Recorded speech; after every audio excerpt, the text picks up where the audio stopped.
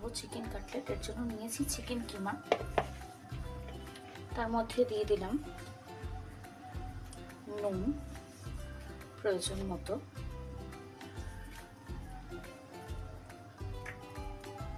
দিয়ে দেবো লঙ্কা গুঁড়ো,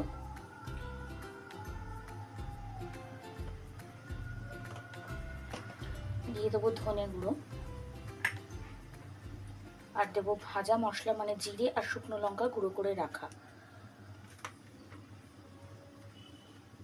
আর দেবো একদম পেঁয়াজ, ধনে পাতা, আদা, রসুন, কাঁচা লঙ্কা চপড করে রাখা দিলাম। চাইলে ক্রাশ দেওয়া যেতে পারে, আর একটু আদা রসুন পেস্টও আমি দেব, আর দিয়ে দেব লেবুর রস। মাটন হলে এখানে ভিনিগারও দেওয়া যেতে পারে। এটাকে ভালো করে একটু ব্রেড ক্রাম্বও দিয়ে দেবো, একটু ব্রেড ক্রাম্ব দিলে যাতে বাইন্ডিংটা ভালো হয়, অল্প, বেশি নয়।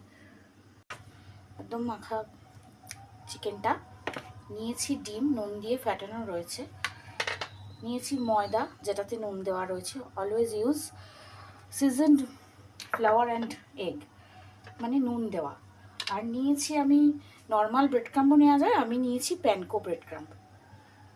তো দুটো শেপ হয় কাটলেটের, একটা টিয়ার ড্রপ শেপ, একটা ডায়মন্ড শেপ। আজকে আমি টিয়ার ড্রপ শেপগুলোই করে নেব। প্রথমে এরকম গোল করে নিলাম হাতে একটু, তারপর এরকম চ্যাপটা করে নিলাম, নিয়ে ময়দায় প্রথমে কোট করলাম, দেন আমি ডিমের গোলায় চুবিয়ে নিলাম, তারপরে প্যানকোতে এটা কোট করে নেব।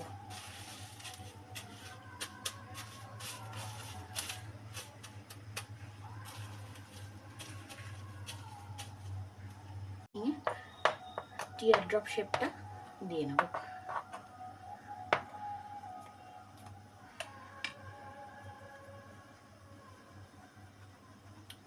এটা তৈরি করে ফ্রিজেও রেখে দেওয়া যায় 1-2 দিন, সেটও হয়ে যাবে ব্রেড ক্রাম্বটা। তারপর এটাকে ফ্রাই করে নিতে হবে। This is the